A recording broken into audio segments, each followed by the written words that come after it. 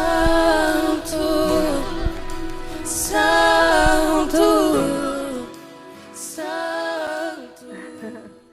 Boa noite, queridos, a paz do Senhor Jesus Cristo, tudo bem com vocês? Sejam muito bem-vindos nessa noite. Eu quero orar por você.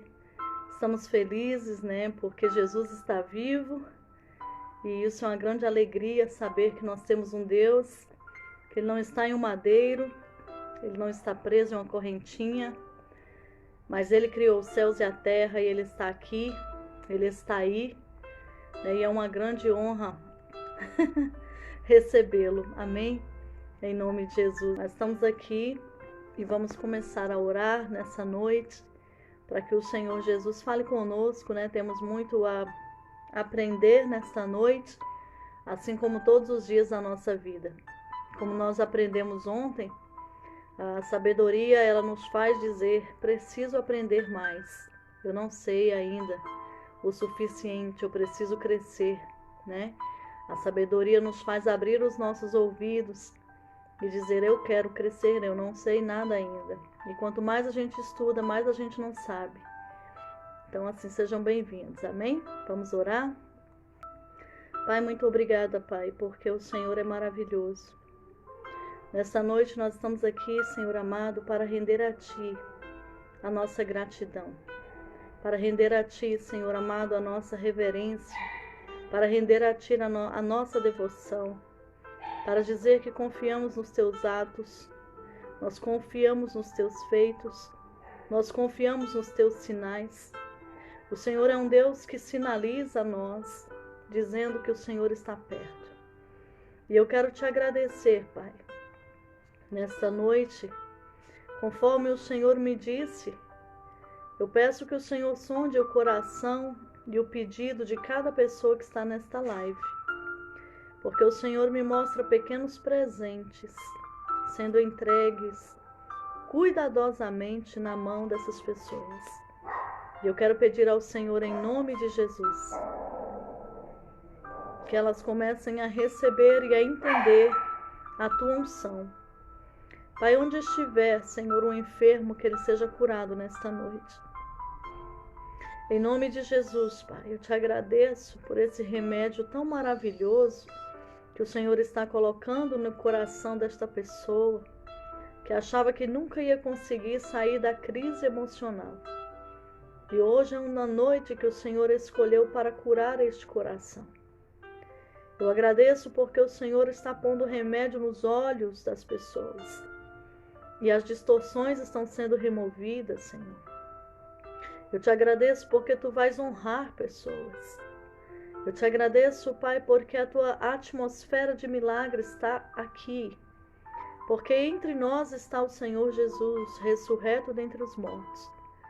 E eu quero Te agradecer, meu Deus, porque o Senhor vai surpreender muitas pessoas. Muitas pessoas não vão apenas ouvir falar do Senhor, mas elas vão ver o Senhor. Elas vão ver a Sua glória, a Sua face. Obrigada por remover barreiras do meio de casais. Obrigada, Senhor, por essa virtude que o Senhor está liberando na atmosfera de famílias. Eu agradeço ao Senhor, meu Deus, por essas sementes que o Senhor está liberando, Senhor, na vida de pessoas. Eu Te agradeço. E eu peço, Pai, como disse aqueles discípulos no caminho de Emaús, fica conosco, amado e bom Jesus. A Tua presença é real.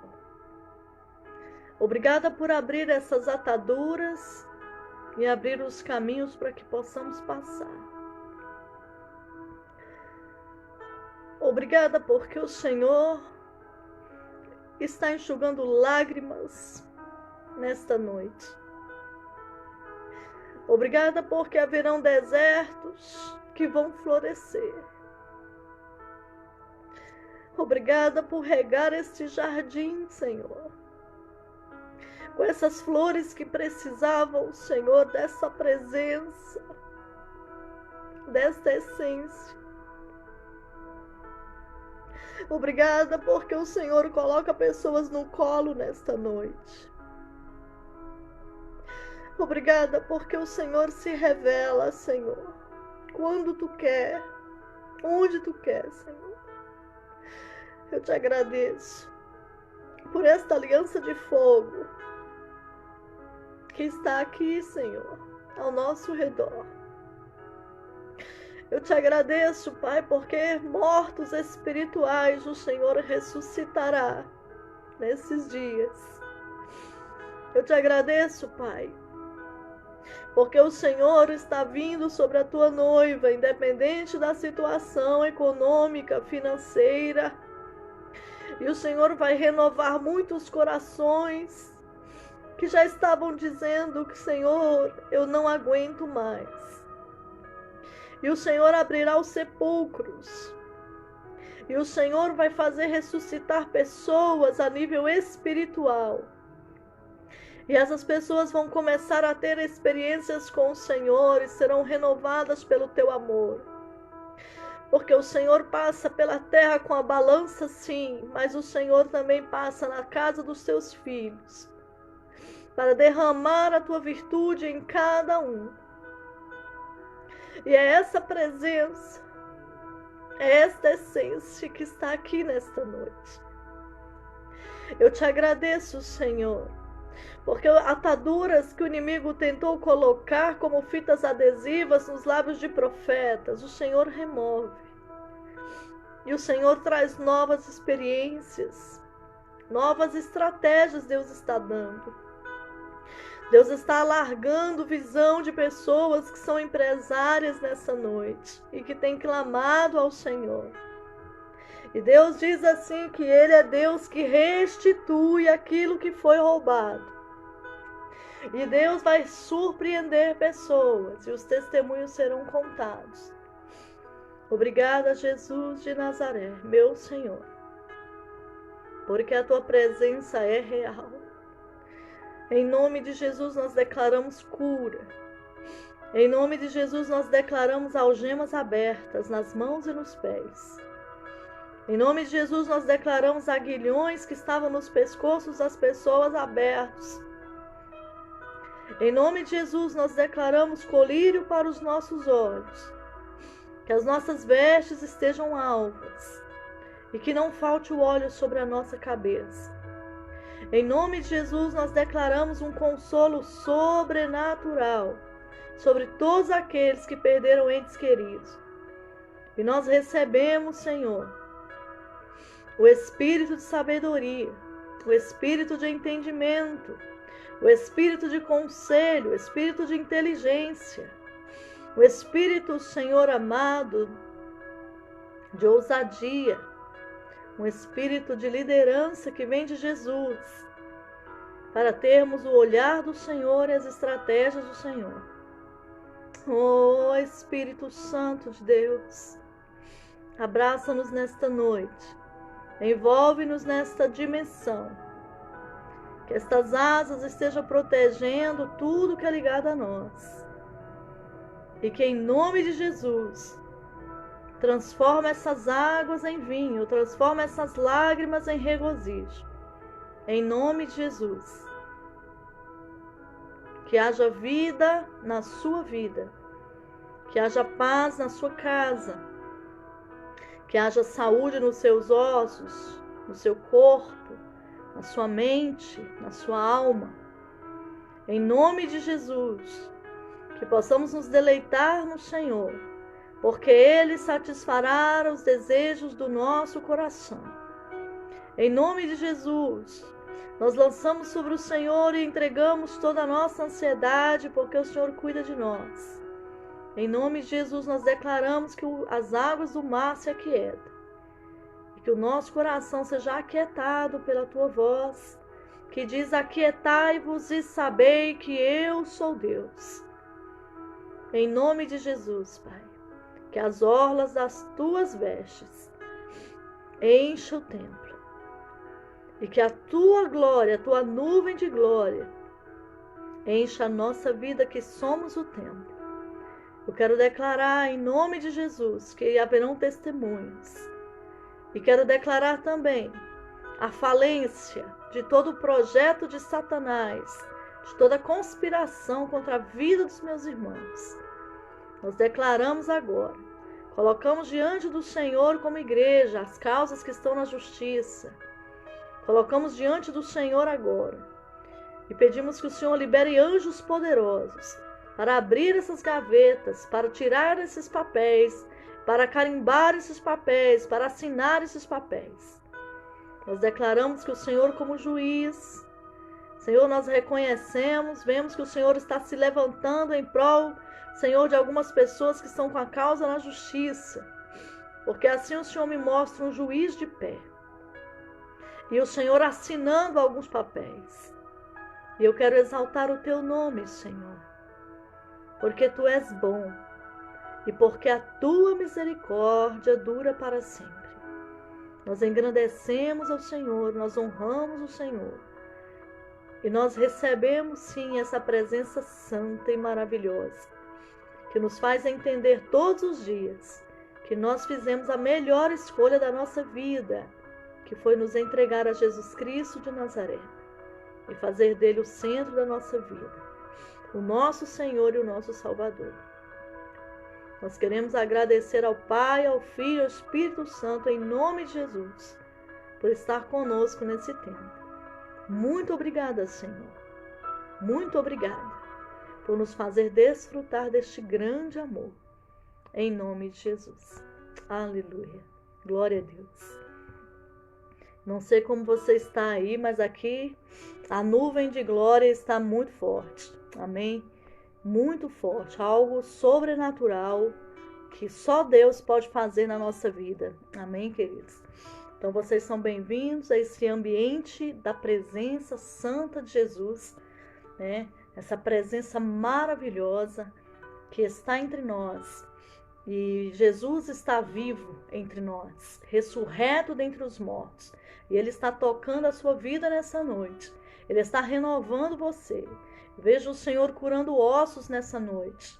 Viu o juiz de pé assinando papéis. Coisas que estavam engavetadas, Deus vai tirar da gaveta. Pessoas que já estavam no sepulcro, espiritualmente falando, serão pessoas que vão ser ressuscitadas pelo Senhor. Pessoas que acharam que a sua vida espiritual estava morta. Você vai dar fruto, não é o fim. Não acabou. A presença do Senhor, ela vai aonde Ele quer ir. Ele não precisa estar preso em quatro paredes. E Ele está indo aí aonde você está. Ele está curando os seus familiares que estão com Covid. Ele está fazendo milagre, porque a especialidade dele é fazer milagre. Então recebe mesmo o carinho de Jesus, o amor de Jesus, a graça do Senhor Jesus. Sabe? Receba mesmo essa presença poderosa. Testemunhe sobre essa presença poderosa. Fale o que Jesus fez na sua mente, no seu coração nesta noite. É sobrenatural. Amém, meus queridos? Então, dando continuidade à nossa leitura, né, onde nós estamos recebendo esta cura do Senhor, esse amor do Senhor, uma das próximas técnicas que nós vamos aprender dentro deste livro da gestão das emoções é que ninguém é digno do pódio se não utilizar os fracassos para alcançá-lo. Então o pódio é um lugar alto, é um lugar de honra. E muitas pessoas não entendem a dor. E esse doutor nos ensina, e Jesus também nos ensinou. Se você não utilizar os fracassos, você não vai chegar ao topo. Nós vemos que Jesus foi um homem de dores. Em Isaías 53 fala que Ele levou sobre si as nossas dores, as nossas enfermidades, que Ele estava ferido, maltratado, que Ele não tinha aparência nem formosura. Mas esse próprio texto diz que o trabalho dele não foi vão e que ele seria honrado com muitos filhos. Em nome de Jesus. Então, meus irmãos, esse autor aqui, ele vem dizendo algo que o nosso Senhor Jesus Cristo, ele já vinha nos ensinando, né, desde que os evangelhos foram escritos pelos seus discípulos. Porque ele sofreu, foi humilhado, cuspido no rosto, maltratado, desprezado, veio para os seus não receberam, sua imagem foi distorcida. As pessoas achavam que ele falava pelo príncipe dos demônios, que é Belzebu.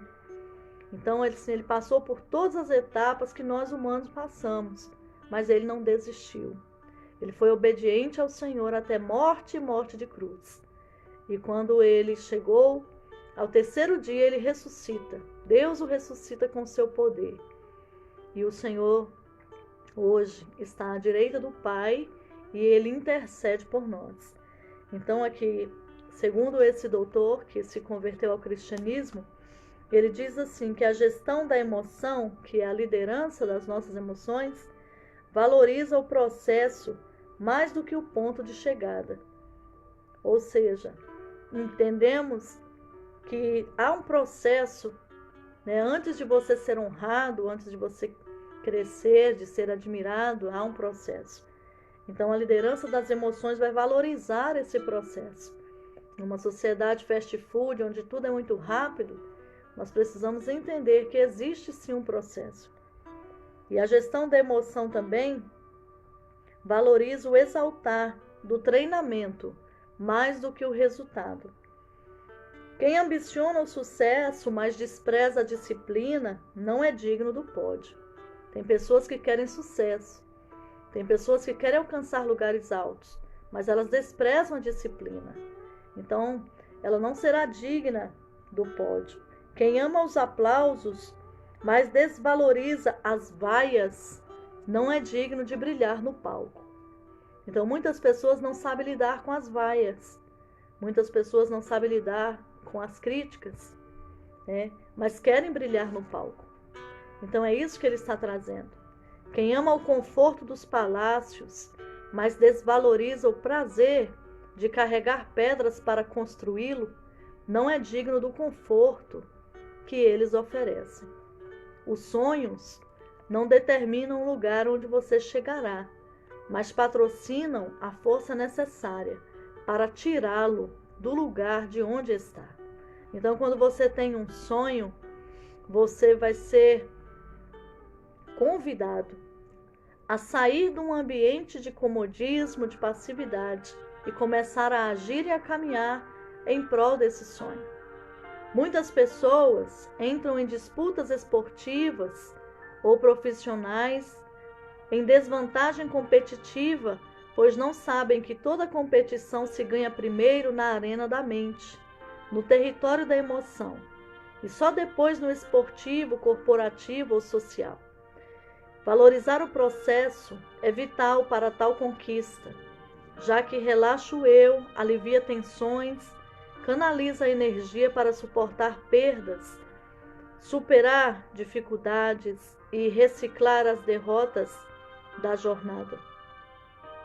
No entanto, vivemos numa sociedade que é viciada em resultados, drogada pelo sucesso, entorpecida pelos aplausos, que não prepara os seus filhos para o inverno da vida. Então ele está dizendo que todo sucesso começa na sua mente, na sua forma de pensar. E quando nós vamos para a Bíblia, Provérbios diz assim: como imagina em sua alma, assim ele é. Então ele diz que primeiro você começa a pensar sobre isso, a sentir sobre isso, a criar expectativas sobre isso e sai do seu comodismo. Quando a gente observa o povo de Israel, nós vemos que eles tinham um objetivo, que eles tinham um foco, que era a terra prometida. Então eles começavam a pensar sobre aquilo. Mas chegou um momento na vida de Josué, ele envia os espias para olhar a terra prometida. A terra manava leite e mel. Quando os espias foram ver, eles voltaram com um relatório negativo, eram 10 espias.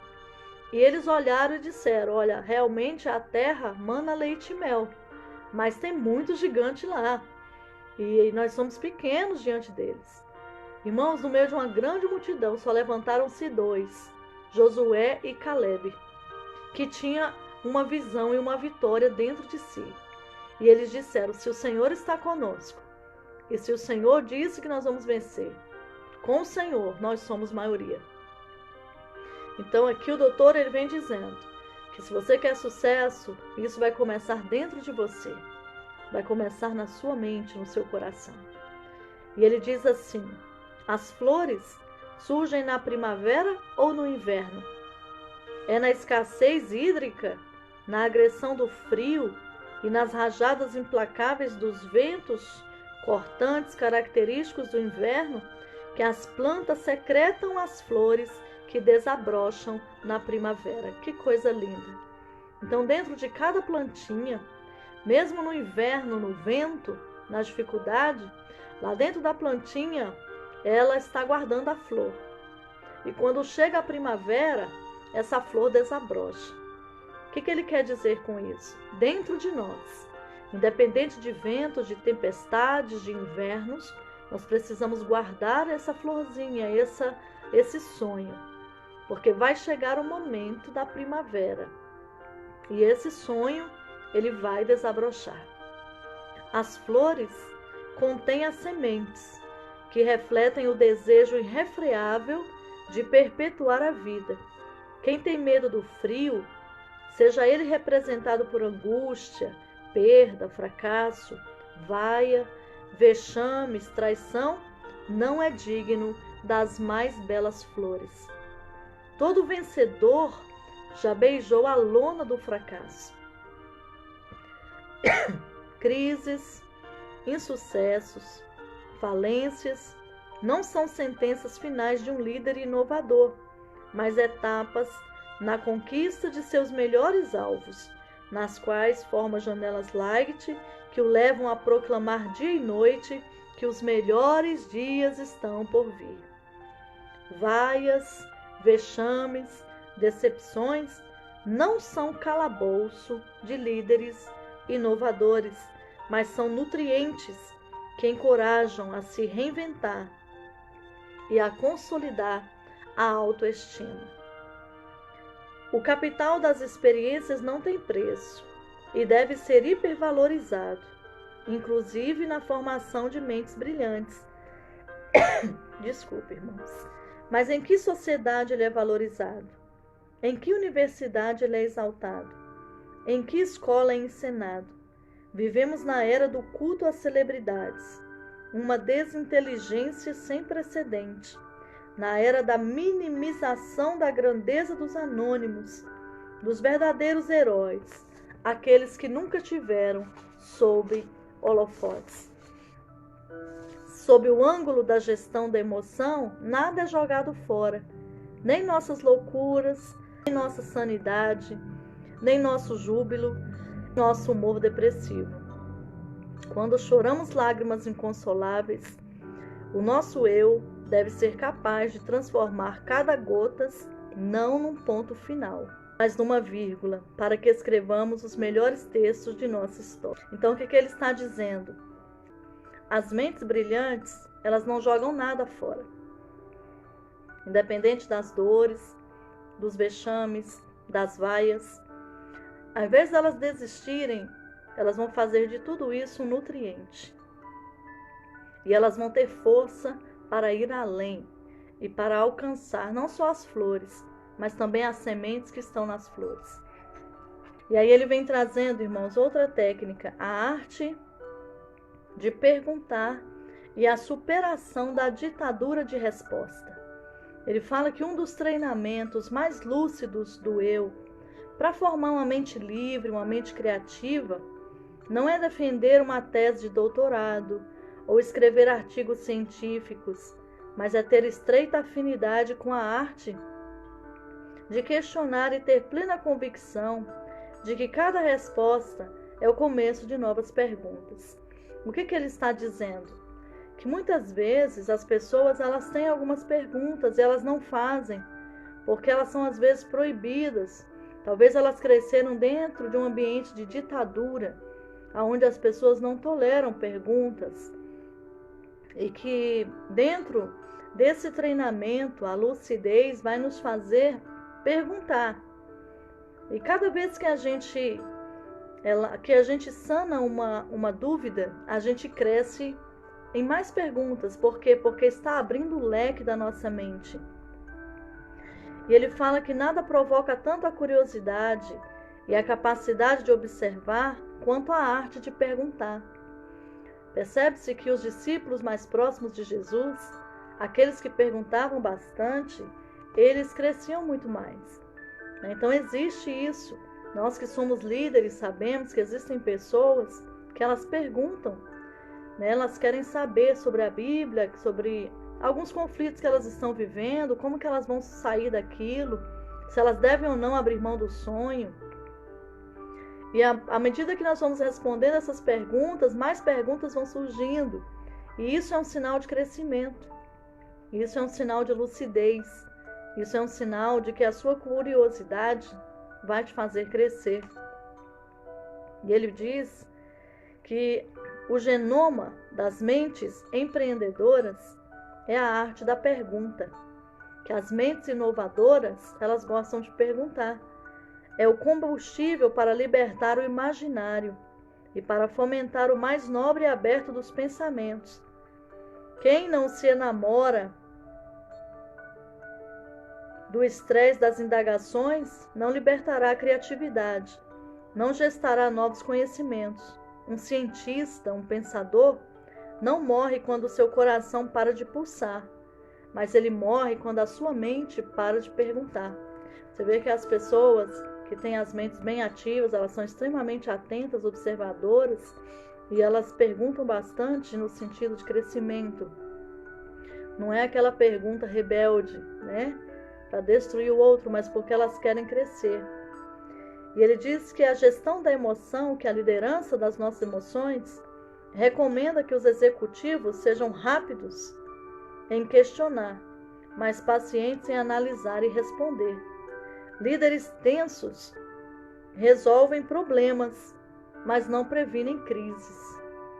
Líderes tensos apagam o fogo, mas eles não evitam incêndios. Eles aliviam sintomas, mas não debelam as causas.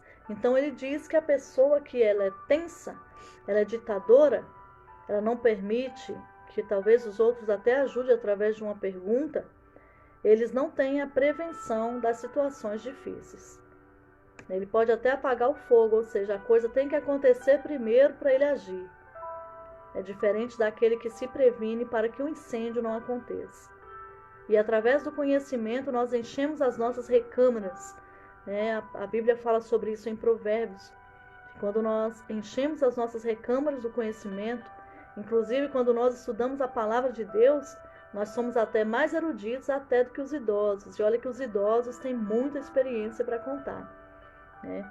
Então, assim, sob o enfoque da liderança da emoção, não é possível ser um grande líder social na atualidade sem sofrer o calor da ansiedade, sem sofrer algumas queimaduras.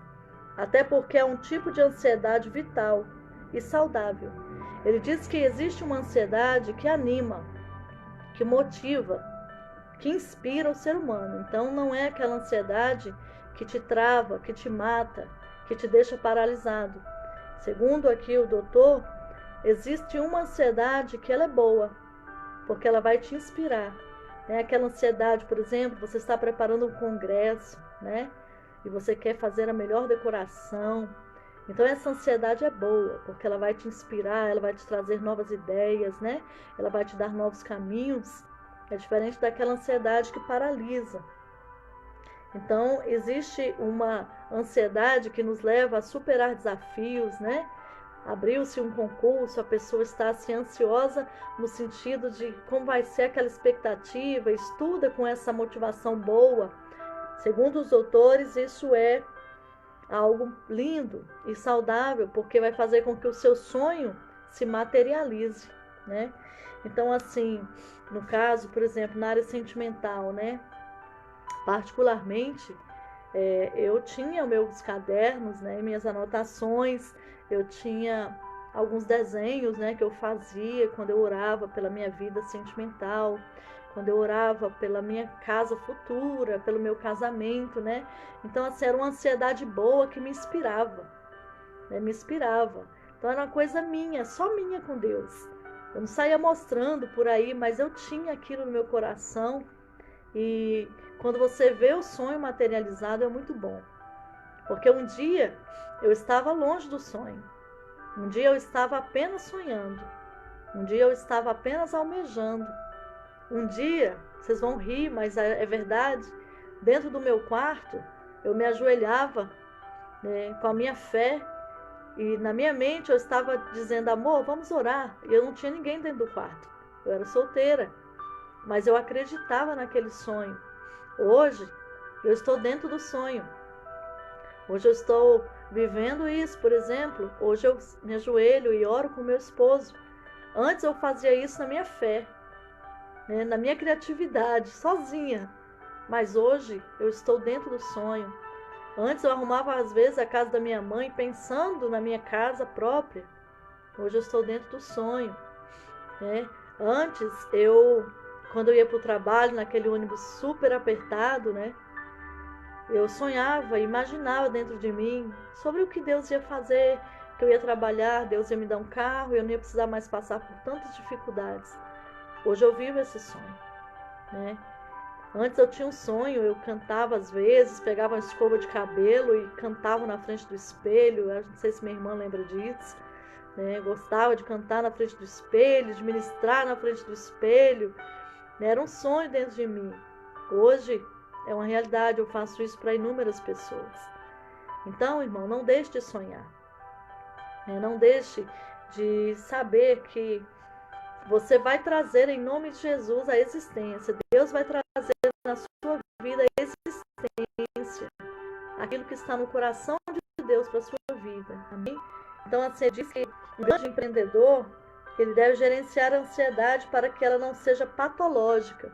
Qual é a ansiedade patológica? Qual é a ansiedade que é doentia? É esse pensamento acelerado.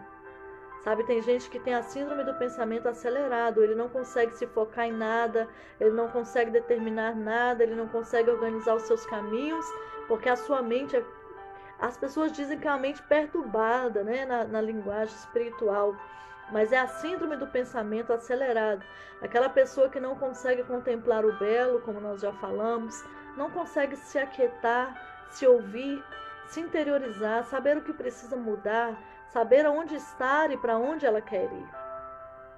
Então, essa síndrome do pensamento acelerado, ela produz muitos sintomas psicossomáticos. Por exemplo, a pessoa aqui que tem uma ansiedade dessa forma, ela sente muita fadiga quando ela acorda, dor de cabeça, hipertensão, sintomas psíquicos como irritabilidade, intolerância, sofrimento por antecipação, déficit de memória. Todavia, para gerenciar a ansiedade, é necessário desacelerar o pensamento, não sofrer antecipadamente, não se submeter à ditadura da resposta, ou seja, eu tenho que responder rápido. Não, você tem que se dar o direito de pensar. Não comprar atritos provocados pelos outros, tá? Então, às vezes, o pensamento acelerado faz com que a pessoa seja impulsiva. Aí ela compra atritos, confusões que ela não tem nada a ver. Então, uma das coisas que ele nos ensinou foi: não compre o que não é seu, né? Então, assim, o que nós precisamos entender? É como eu já tinha falado, proteger a nossa emoção, contemplar o belo, relaxar. Lembre-se de que o maior legado de um líder sábio é não deixar falir a mais complexa das empresas. A única que, se falir, fará o mundo desmoronar. Sabe qual é? A mente humana. O líder sábio deve, acima de tudo, educar o seu eu para viver um romance com a sua saúde psíquica. Então, nós temos que proteger a nossa mente, proteger as nossas emoções. Como nós já falamos sobre o texto de Filipenses. Na Bíblia, tudo que é puro, tudo que é amável, tudo que é de boa fama, se existe algum valor nisso, pensai. E ele também nos ensina outra técnica, que é o pensamento estratégico. Então ele diz que os líderes serão formados com a mente livre e criativa, né? E ele precisa ter estratégia, porque sem estratégia não é possível ser um empreendedor. que impacta o ambiente social, afetivo e corporativo. Tampouco é possível desenvolver estratégias notáveis e sustentáveis, sendo excessivamente cartesiano, lógico, linear, enfim, supervalorizando o pensamento dialético. O que ele está dizendo aqui? Tem pessoas que ela tem um pensamento metódico. E em muitos momentos, esse pensamento metódico, sendo supervalorizado, ele pode te impedir de desenvolver estratégias notáveis, porque as estratégias notáveis, elas vêm de uma mente criativa. A pessoa que é muito cartesiana, muito lógica, racional, metódica, haverão momentos que ela vai ficar paralisada sem estratégia, porque ela é extremamente metódica. Não estou dizendo que é errado, os metódicos são extremamente organizados, mas o que ele está colocando aqui é que a mente precisa estar livre e criativa para receber novas estratégias. E quando a gente vai para a palavra de Deus, a gente vê muitas estratégias que Deus deu, não é verdade? Por exemplo, Deus deu uma estratégia para Josué, que ele deveria juntar o povo deveria andar atrás da arca e não na frente da presença de Deus, né? Porque a arca simbolizava a presença de Deus. Então, quando a arca fosse erguida, o povo deveria caminhar um pouco distante para enxergar a arca. Deus deu uma estratégia de rodear as muralhas de Jericó durante 7 vezes, na 7ª vez tocar as trombetas. E aquelas muralhas ruiriam. Parece loucura, mas era uma estratégia de uma mente criativa.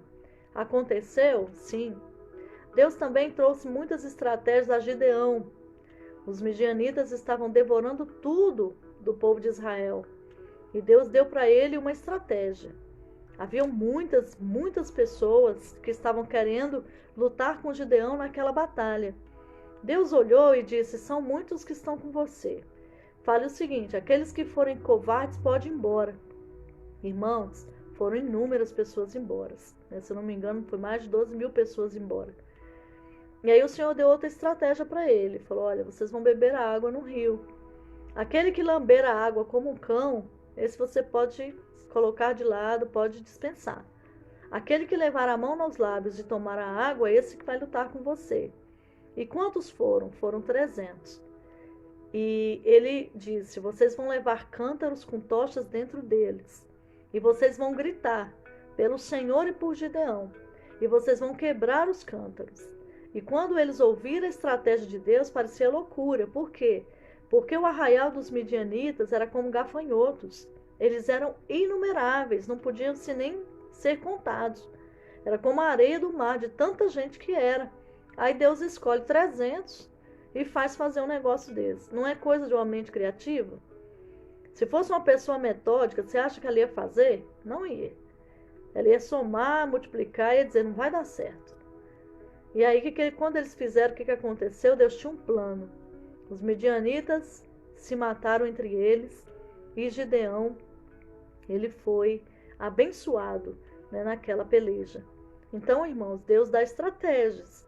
E às vezes as estratégias de Deus são bem diferentes do que a gente está acostumado, né? Por exemplo, Jesus precisava cuspir na terra e tacar a terra cuspida no olho do cego? Se ele tinha todo o poder? Não. Mas Deus deu uma estratégia. Então, ele seguiu, né? Então, assim, muitas vezes, o Senhor que cuida da nossa vida vai nos dar estratégias. Se você falar assim: tem certeza que é isso? Né? Tipo, vou fazer um desenho, vou ficar orando em cima desse desenho durante esse tempo? Que loucura! E de repente você olha para a sua vida, está tudo materializado lá. Foi uma estratégia, né? Então aqui ele vem trazendo essas estratégias também a nível humano, daquele que é empreendedor, daquele empresário que tem a mente brilhante, né? Daquela pessoa que ela é inovadora, que ela gosta de coisas novas. Então ele fala assim, olha, que o pensamento estratégico depende essencialmente do exercício do pensamento antidialético, ou seja, um pensamento estratégico, ele vem da libertação do imaginário, da capacidade de enxergar os eventos por múltiplos ângulos. Quem é unifocal, ou seja, quem olha só por um ângulo, ele corre um sério risco de ser um mero manual de regras, um operador de máquinas e processos e não um estrategista. Seu pensamento será superficial. Ele vai ter muita possibilidade de julgar mais e compreender menos, criticar mais e encorajar menos, excluir mais e abraçar menos.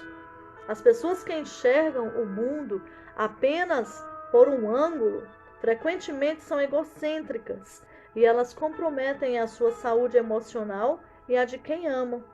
Além disso, têm déficit cognitivo. Ainda que sejam cultas, elas não sabem elaborar um raciocínio complexo, né? Então, para ser um estrategista também nas relações interpessoais, que é a nossa relação um com o outro, é fundamental não só abrir mão do pensamento cartesiano, aquela coisa metódica, tem que ser do jeito que eu quero, né? Que supostamente traz soluções mágicas e rápidas, como também deixar de viver, né? Então, a pessoa que é muito cartesiana, ela atrita muito, ela pressiona muito, né? E ela não sabe se interiorizar, ela não sabe reconhecer erros. Tem gente que ele tá certo o tempo todo. É igual eu estava vendo as notícias, né? Vocês sabem o que aconteceu, né, com a cantora Cassiane. Ela gravou uma música e nessa música havia uma cena de violência e ela olhou pelo ângulo apenas do perdão. Então, no clipe dela, a moça escreveu, né, uma carta, deixou para o rapaz. Essa moça acreditava que a mão de Deus ia transformar a vida do esposo, que antes era um violento, que agredia ela. E nesse clipe, o rapaz de fato se converteu, né? Só que as pessoas que trabalham na defesa da mulher sentiram falta de uma atitude, né, humana. Então, assim, o que a Cassiane fez? Ela foi diante das redes sociais, ela pediu desculpas. E ela disse o quê? Que ela foi muito condenada, ela foi muito julgada, ela foi muito criticada, ela foi muito agredida por causa de um erro que ela não teve a intenção de cometer. Ela não teve a intenção de cometer esse erro no seu clipe, né? Então, assim, ela teve uma atitude muito humilde. E graças a Deus, ela conseguiu reverter, fez o que é certo, colocou no clipe, né, a questão do disque denúncia, né, contra a violência da mulher. Então, assim, muitas vezes, as pessoas que são muito metódicas, elas nunca admitem os erros, né? Então, assim, no caso da cantora Cassiane, ela admitiu, ela pediu desculpas, ela falou, não foi minha intenção, já conversei com a gravadora, né? Eles não olharam esse clipe como deveria olhar. Então, assim, pediu desculpas. Mas o cartesiano metódico, aquele que não tem uma mente criativa, que não é estrategista, ele nunca vai estar errado. Ele é incapaz de admitir, né, os seus erros. Então, para ser um líder num ambiente corporativo, que se tornou tão fluido e diversificado, não basta ser um estrategista que enxerga só numa direção. É necessário ser um estrategista que olhe em todos os ângulos. Então, nossas vidas precisam ser olhadas em todos os ângulos. Se a pessoa ela é unifocal, vou dar um exemplo aqui no nosso âmbito cristão. Por que muitas pessoas odeiam os evangélicos? Detestam. Porque tem evangélico que ele não tem sabedoria. Ele pensa que ele é um ser espiritual, que ele não é humano, né? Então ele é melhor do que todo mundo e ele destrata todo mundo. Então ele só vê por um âmbito. Aí ele vai conversar com uma pessoa que, por exemplo, está com conflito, está com a depressão, ele já fala que a pessoa está endemoniada, tem demônio na mente dela. Então, assim, nem sempre, irmãos, é só uma vertente, entende? Nem sempre é só uma vertente. Então, olha só, a gente precisa entender várias vertentes, né? Por exemplo, às vezes a pessoa está com pensamento acelerado, ela está se sentindo com síndrome do pânico, com depressão. A gente precisa analisar tudo. A raiz dela, de onde ela veio, o que está acontecendo, a raiz humana. Tem alguém na família que tinha esse tipo de problema, né? Ser humilde o bastante para entender a humanidade também, né? Porque às vezes você olha só em um ângulo, você destrói a pessoa. Aí ela fica com ódio dos cristãos. Então, assim, nós precisamos abrir a nossa mente, né, para termos sabedoria, né? Como lidar com as pessoas. Por que elas vieram a você? Porque elas confiam. Então, por que você vai abrir a vida dessa pessoa e vai expor essa pessoa, expor a sua intimidade, expor aquilo que ela conversou com você? Então, assim, muitas coisas precisam mudar. Isso não é generalizado. Nós temos dentro do meio evangélico inúmeras pessoas também sábias, né? Então, a gente não pode generalizar, olhar só por um ponto. E o ponto multifocal é que, biblicamente, irmão, em todo lugar vai ter o joio e vai ter o trigo. Em todo lugar, em todas as religiões, em todos os aspectos. Então, eu não posso generalizar um grupo por causa de uma pessoa que foi tola e insensata, né? Isso a nível geral, amém? Então, a única estratégia pode ser insuficiente no mundo em constante mudança. Então, o nosso mundo está em mutação. As pessoas estão crescendo em vários ângulos. Então, a gente precisa ter uma mente totalmente aberta, assim, no sentido de analisar de vários ângulos, em vários focos, para parar de julgar as pessoas, né? Às vezes, um problema dentro de um casamento é uma questão de adaptação, porque a adaptação ela dura 5 anos. E aí a pessoa que não tem sabedoria vai lá para ajudar e acaba levando conselhos e fazendo comentários que não são pertinentes. Então a gente precisa ter cuidado, né? E eu ensino isso para as nossas ovelhas que estão nos ouvindo e para quem quiser se aproximar dessa live. Nós precisamos ter um olhar mais apurado, mais aguçado em todos os sentidos. Precisamos observar mais, falar menos, né? Observar antes de criticar, de julgar e de preferência não julgar, mas orientar. Amém? Porque nós não podemos ser os donos da razão também. Então aqui, ele vem falando, né? Ele pergunta assim, ó, quem envelhece primeiro?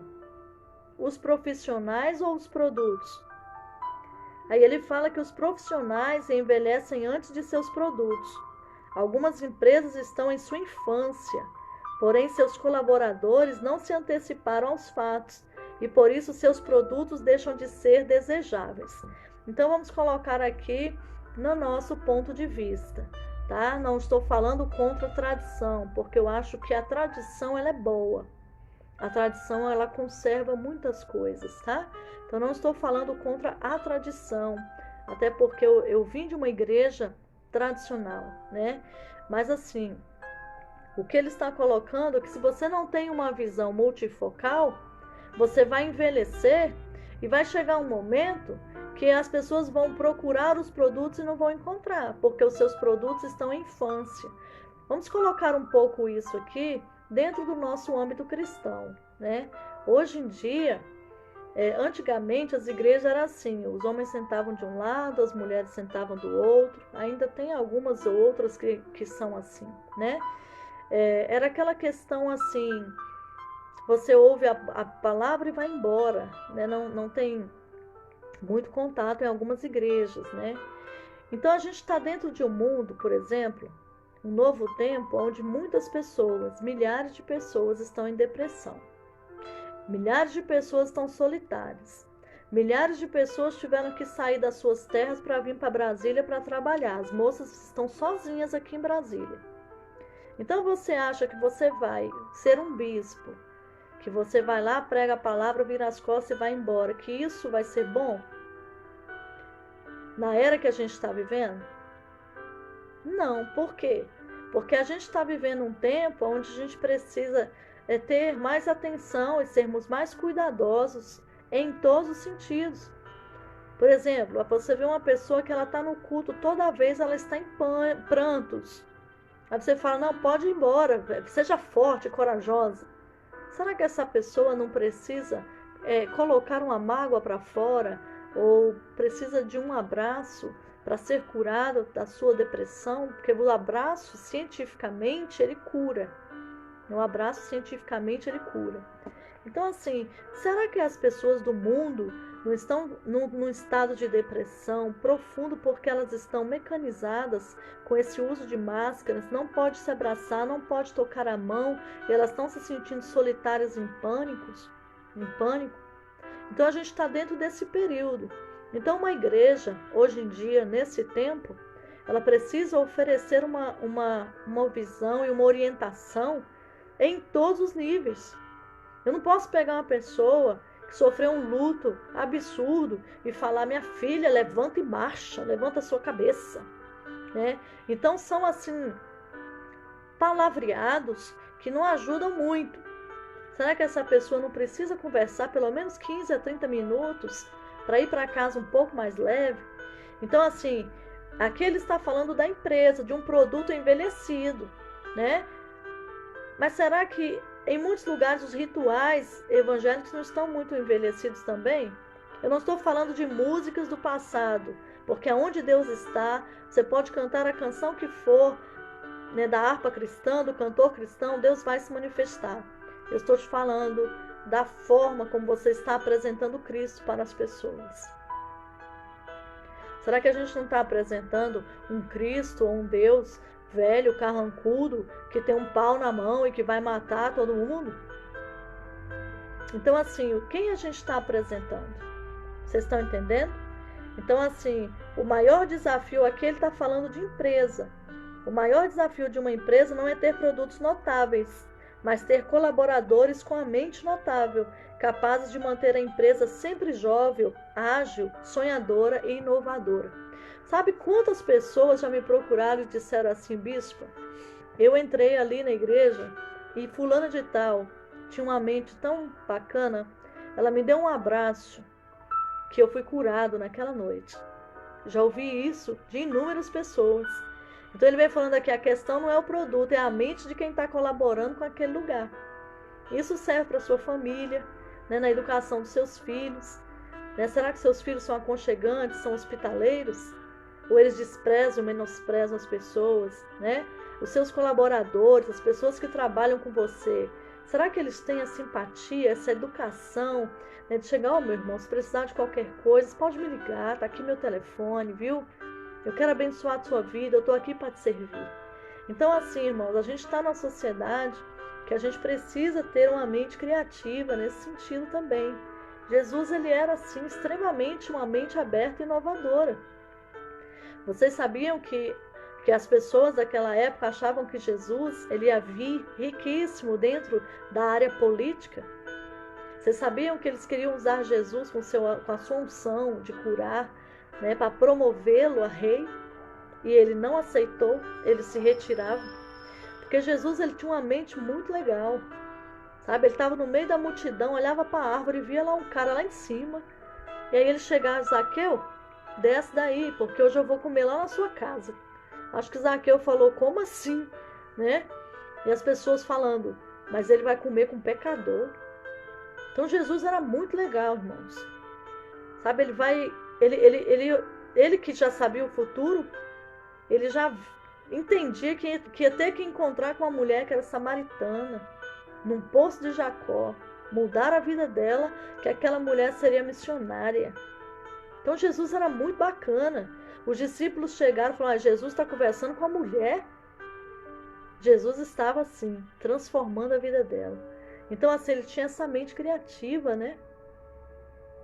Como que Jesus espera um monte de dias para ir ver Lázaro, que já estava morto, e ele se dizia amigo de Lázaro? O que ele queria provocar?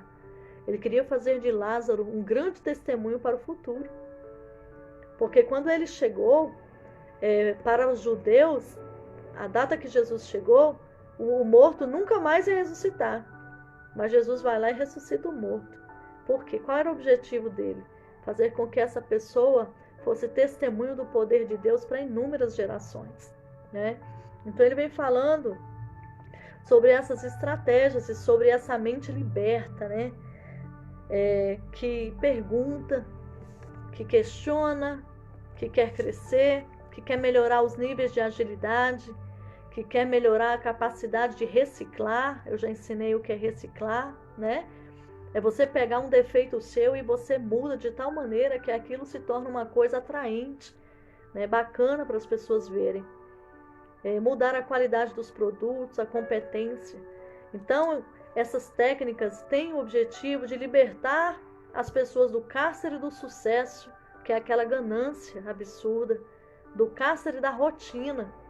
Você sabia que ele diz que às vezes é bom você quebrar a rotina?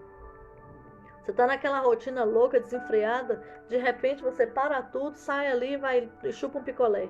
Um exemplo. Toma um sorvete. Pega o menino, dá uma volta na quadra. Um exemplo. Então, assim, às vezes a rotina, ela é um cárcere. E às vezes a gente tem que sair um pouco disso, nem que seja 5, 10 a 15 minutos. O cárcere dos paradigmas intocáveis. Já viu os paradigmas intocáveis? O que é paradigma? É aquele conceito que você carrega desde a sua infância. Sabe aquela questão de que eu nasci assim, eu vou ser assim? Paradigmas intocáveis, né? Então isso é um cárcere. Isso é um cárcere. E o cárcere da ditadura da resposta pronta. Então ele vem quebrando esses cárceres. E ele fala assim, ó, ninguém está livre desses cárceres. Quem não for capaz de se questionar continuamente, terá limitações cognitivas, não vai expandir o seu raciocínio, inclusive nos focos de tensão. Então ele vem dizendo que se você não questionar os seus pensamentos, inclusive os pensamentos ruins, pode acontecer de que você não vai ser uma pessoa criativa, inclusive no momento de tensão. Tem gente que no momento de tensão, ele para tudo, né? Ele trava, ele paralisa. Então, se vivenciadas continuamente essas técnicas, elas vão rompendo os cárceres mentais, produzindo mentes empreendedoras, inovadoras e uma sequência de 7 eventos notáveis. Então, o que ele diz? Quando você quebra esses cárceres na sua mente, você vai nutrir o olhar multiangular. Você vai enxergar além dos fenômenos visíveis. Você vai além. E nós, irmãos, que temos o Espírito Santo, a gente vai muito além de verdade. Abrem as janelas da memória para expandir a oferta de informações. Quando você quebra esses cárceres, a sua mente ela vai receber muito mais informações. Expandem um pensamento antidialético, libertando assim a imaginação e a intuição. Né? Então ele vem dizendo que ele vai expandir aquele pensamento criativo. Fomentam a construção de novas ideias em todas as áreas da ciência e ao mundo corporativo, em todos os níveis. Geram um espetáculo contínuo da inovação. A inovação não é resultado de um esforço intelectual, mas de um processo. E quando se pensa que a inovação é o término da jornada, se houver plena eficiência no bombardeio de perguntas e questionamentos para romper os 4 cárceres mentais, produz-se o último fenômeno. Ele está falando de uma expansão de criatividade a nível de mente. Que você pensa assim, não consigo mais pensar, acabou minhas ideias. Mas quando você quebra esse cárcere, você vai sim chegar além, tá? E também vem trazendo, né, o vencer o estresse, né, da concorrência, o vencer o estresse dentro da sua empresa. E ele diz que tem pessoas que são lentas para se movimentar. Elas não conseguem se antecipar a fatos e tendências, não sabem prevenir erros, apenas sabem corrigir. E nada é tão perigoso quanto esperar ser infectado para só depois tratar a doença, né? Então, o sucesso, ele é mais difícil de ser trabalhado do que o fracasso. O risco do sucesso é ficar preso no próprio cárcere do sucesso, na masmorra da rotina, das verdades inquestionáveis, da ditadura da resposta rápida. E o sucesso sustentável depende do capital humano, ou seja, depende das pessoas, de mentes empreendedoras e inovadoras. Então, depende da libertação do imaginário. Amém? Então, é isso. Ele vem trazendo sobre a dor e ele vem falando sobre ter estratégias, né, independente dos momentos difíceis. Guarde muito lindo, de uma forma muito linda, essa parte da planta, né? Que independente do que a planta passa, ela guarda dentro de si flores, e as flores guardam dentro de si sementes. E vai chegar a primavera, e essas flores vão desabrochar, e essas sementes vão ser plantadas e vão gerar novas plantas, né?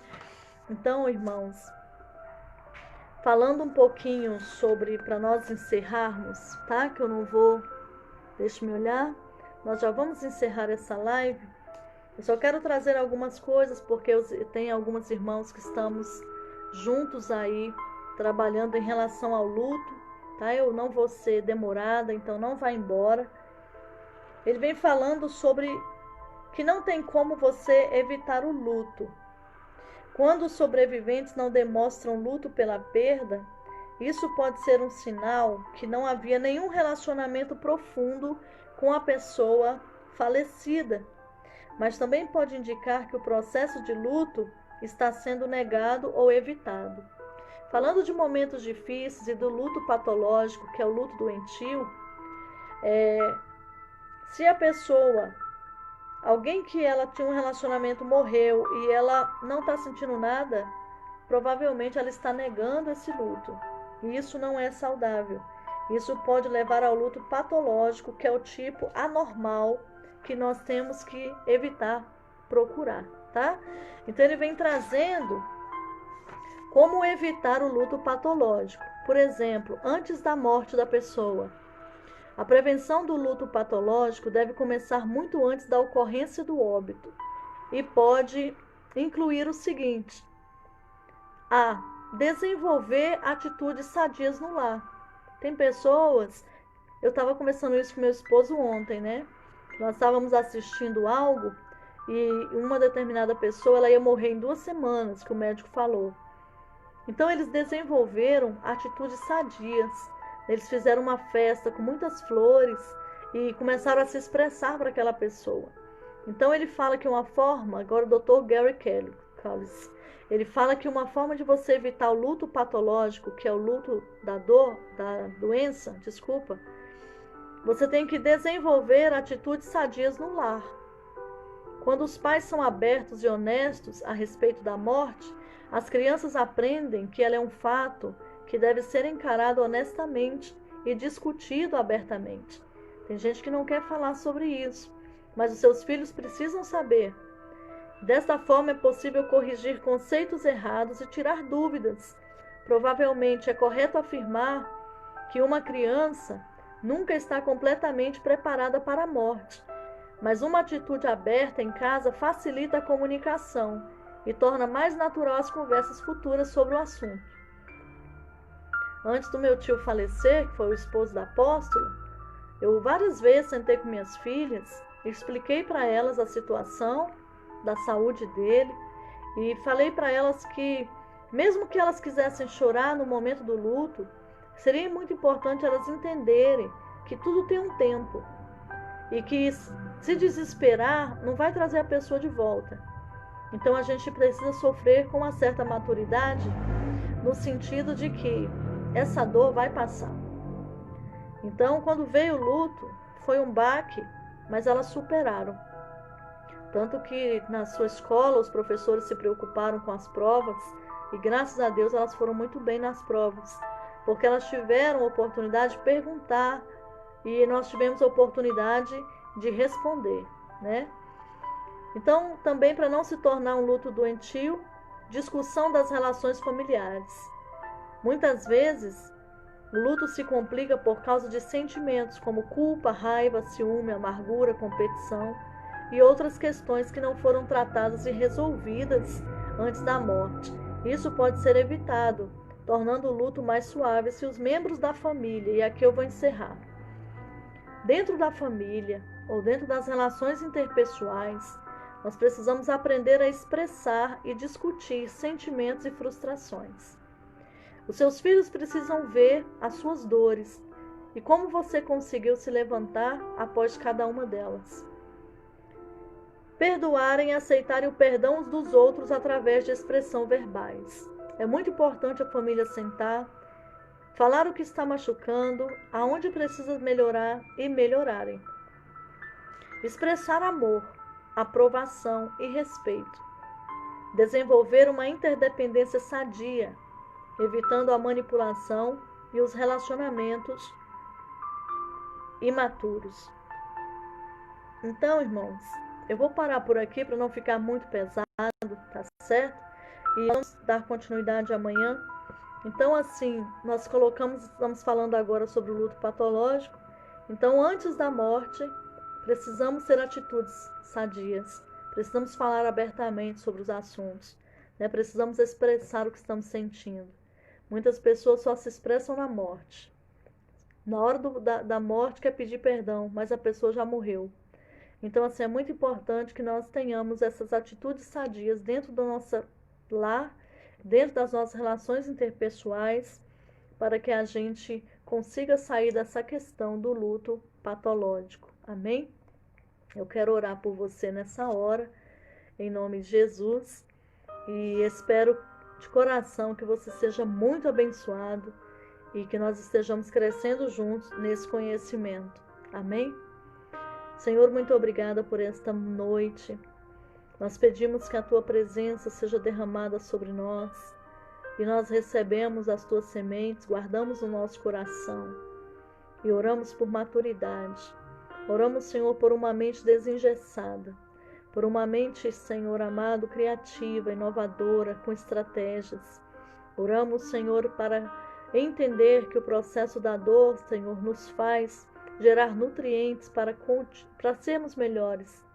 E eu quero abençoar os meus irmãos nessa noite e te agradecer por cada um que tem crescido neste tempo. Em nome de Jesus. Amém, queridos? Que Deus te abençoe e te guarde. E com fé em Deus, amanhã estaremos juntos aqui, crescendo um pouco mais, né, já quase terminando o nosso assunto e já entrando em outros assuntos bem pertinentes também, tá bom? Boa noite, que Deus te abençoe.